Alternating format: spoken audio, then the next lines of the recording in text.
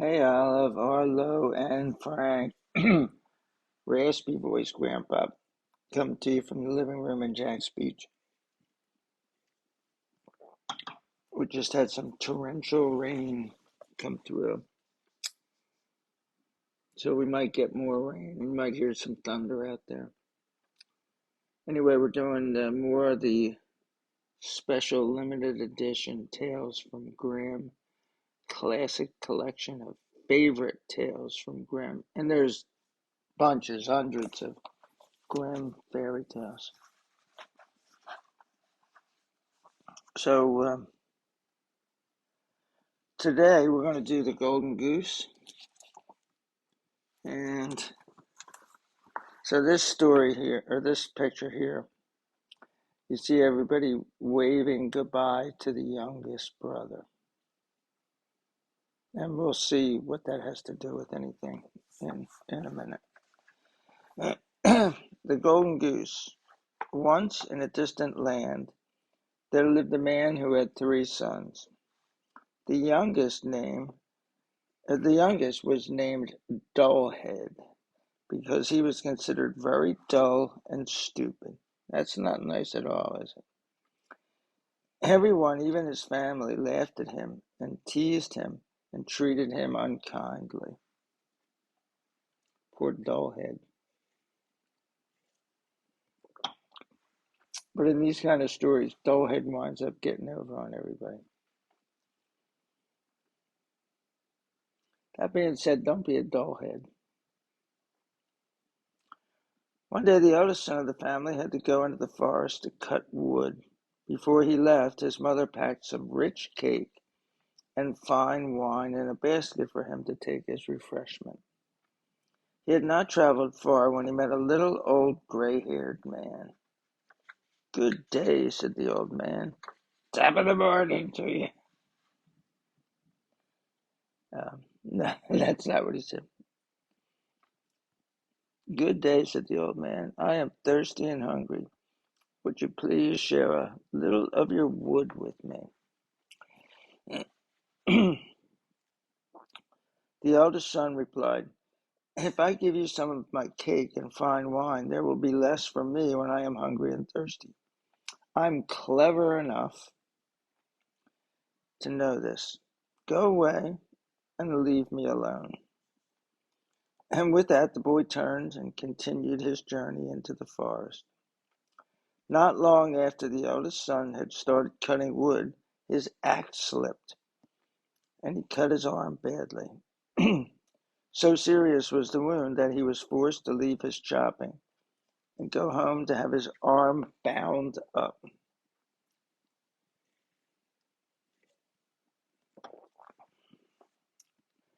Now it was the second brother's turn to go to the forest to cut wood. As she had done for her eldest son, the mother packed a basket of rich cake and fine wine for her second son. As the young man traveled through the forest, he too met the little old gray-haired man. "Please," said the man, "I am thirsty and hungry. Will you share your cake and wine with me?" But like the first son, the second spoke harshly. "Leave me alone, you silly old man. Do you think I am too stupid to know that if I give you some of my food and drink, I will have less left for me? Be off." And with this, he went one way, leaving the old man to go another. Soon after, the second son started cutting wood. He too was punished by his selfishness. So now that we see that it's not a coincidence, it's not a coinky dinky, that you say no to the little old man with the gray hair, and bad stuff happens to him. He's sort of like the mafia. He's the woodcutters mafia. He accidentally struck his leg with his axe and had to be carried home at once. Now Dullard asked his father, "Please, may I go to the forest and cut wood? We need some, and my 2 brothers cannot do it." And apparently Dad It's like, yeah, I'd rather have my kids chop themselves up than go out and cut that wood myself. I'm not casting aspersions on the dad, but as a dad, see, I'm not just a grandpa, I'm a dad. I think I'd be out there chopping that wood, but that's just me. Certainly not, said his father. Both your good brothers have cut themselves. You, dullhead, can do no better than they. You know nothing about using an axe. Well, apparently the other two brothers didn't know that much either. But Dullhead begged and begged, and at last his father agreed. Go then, he said. Perhaps you will learn from your mistake once you two have hurt yourself. Once you too have hurt yourself. Once you also have hurt yourself.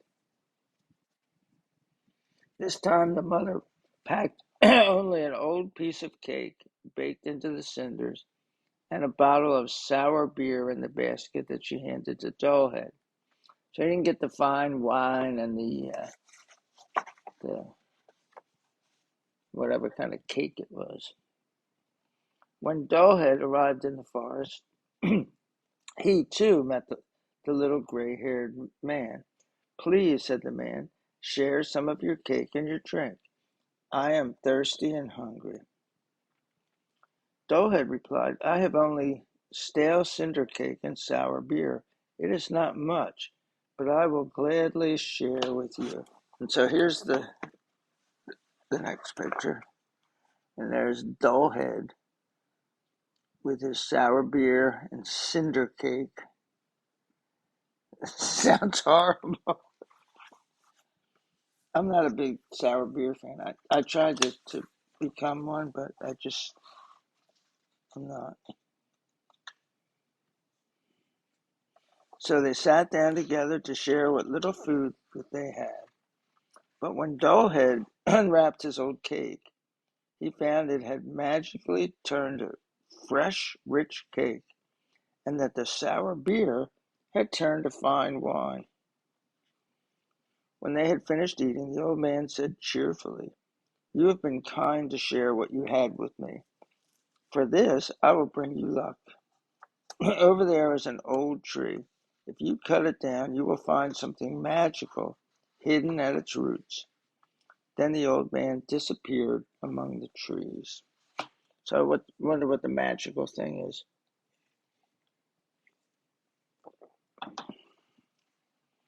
At once, Dullhead started cutting down the tree the man had pointed to. When he finally got to the stump, he found a goose whose feathers were pure gold. He picked up the glittering goose and took it with him to an inn, where he decided to stay the night. The innkeeper had 3 daughters, and each one was filled with curiosity as to what sort of goose would have beautiful gold feathers. Each daughter decided that she would like a feather of her own, and thought she would have no difficulty in getting Dullhead to leave the goose for a moment, so that she might pluck just one feather. It wasn't long before this happened. As soon as Dullhead left the goose alone, the eldest daughter quickly tried to grab a feather. But the moment her hand touched the goose, it instantly stuck fast, and she could not get it free. So it stuck on to the goose. Fast in this, it doesn't mean fast like you run fast. It means glued, like fast, like you can't get it apart. Only a moment later, the second daughter came in, and seeing that Dullhead was gone, she too went to pluck a feather. But when she touched the goose, her hand also stuck fast to the bird. Just then the youngest daughter came in.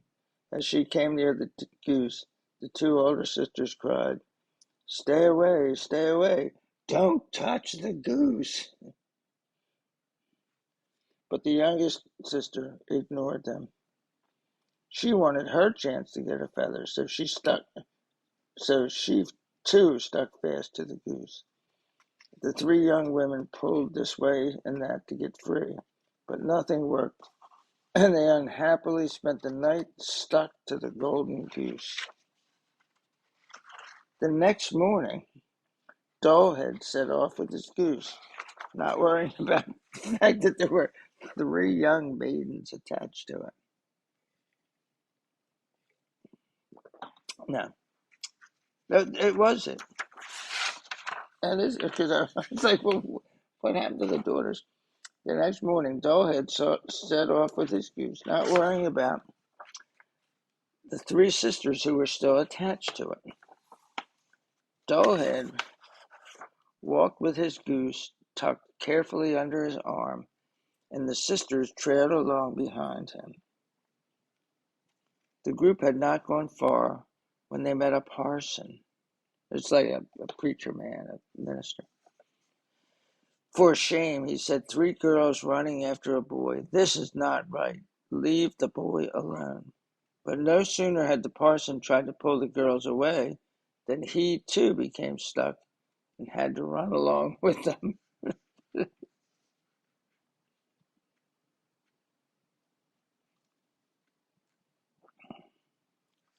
Next, the clerk came by and seeing the parson running after the girls, who were running after Dullhead, said, Parson, you have no time for running around, and we have a christening today.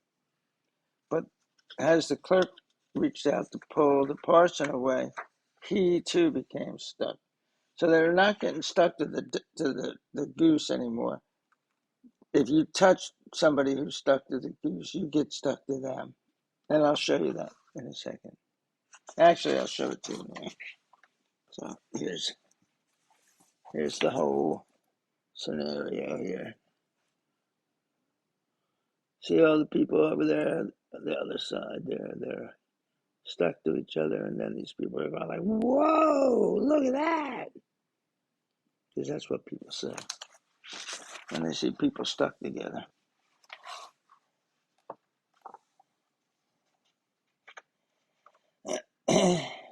Now there were 5 people running along, one after another, all stuck together, and all trying to keep up with Dullhead and his goose. Soon they passed 2 peasants, and the parson called to them, Please pull me and the clerk free. We are stuck to these girls. So the peasants came running, but no sooner had they touched the clerk, and then they too became stuck. And so the procession trailing Dullhead and his golden goose became even longer.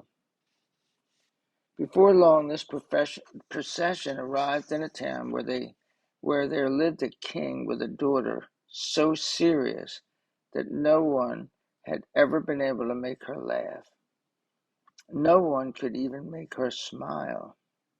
The king wanted nothing more than to make his daughter happy, and had declared that if any man could make her laugh, he would have the princess for his wife. Dullhead went straight to the princess with his beautiful golden goose tucked under his arm, and 7 people attached behind in a wild procession. It was kind of a wild goose chase, wasn't it? In a wild procession, running and twisting this way and that to keep up with him. The spectacle looked so funny that the princess laughed and laughed and laughed when she saw it. In fact, she laughed so much that people wondered if she would ever stop. So Dullhead went to the king and claimed the princess for his bride. But the king shook his head. He hadn't expected someone like Dullhead to win his daughter's hand. There is one more condition, said the king quickly. If you are to marry my daughter, you must first bring me back a man who can drink a whole cellar of wine. The king smiled to himself. He was certain there was no such man in the kingdom.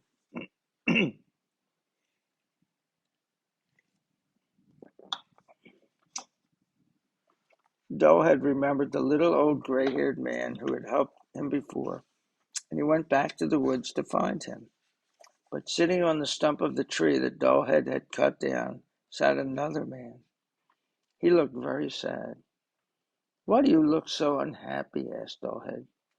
"Because," said the old man, "I think I will die of thirst. Water does not quench my thirst, and a whole barrel of wine has hardly helped me either." Well, dude had some resistance. We could drink a barrel of wine. "I think I can help you," said Dullhead happily. He took the old man to the king's castle and sat him down in the cellar. There the man passed the entire day drinking barrels and barrels of wine. As night fell, he finally finished the very last drop in the very last barrel. Dullhead went back to the king to once again claim his bride. But still the king did not like the idea of Dullhead as his son-in-law. "There is just one more condition before you can marry my splendid daughter," he said. "You must bring me a man who can eat a whole mountain of bread." The king was certain there was no such man in the kingdom. But no sooner had the king spoken than Dullhead was on his way back to the forest. Again, on the very stump of the tree he had cut down, sat another old man looking weak and pulling his belt in very tightly around his waist. "Why do you do this?" asked Dullhead. "I am so hungry I feel I will die," said the man. "I have eaten a whole ovenful of bread, and yet my belt gets looser and looser." Dullhead said, "I think I can help you," and at once led the man to the king's palace. The king had ordered that all the flour in the kingdom be used to make an enormous mountain of bread. The old man was led to it and stood there the whole day, happily eating. When at last the sun went down, he swallowed the last little crumb of the bread mountain. This guy loves his bread. Again, Dullhead went to the king for his daughter's hand. Again, the king thought of another condition to keep Dullhead from having her.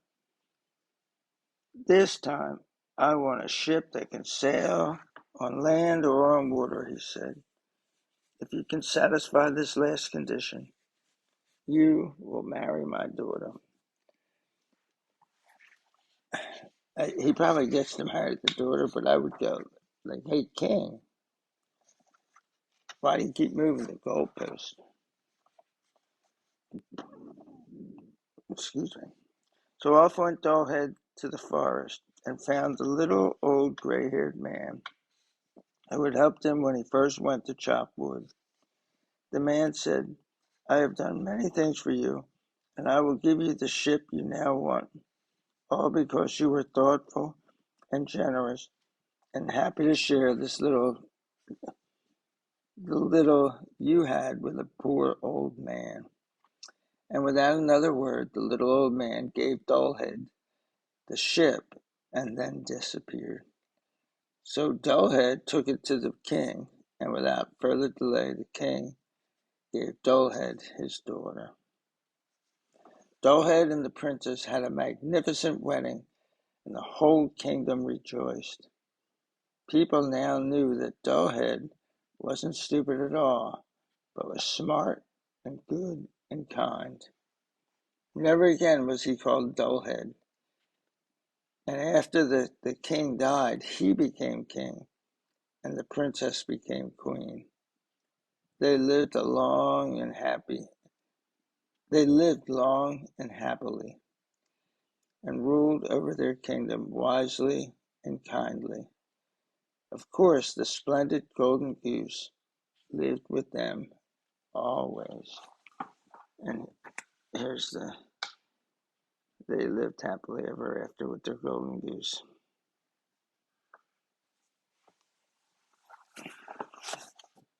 Peace out.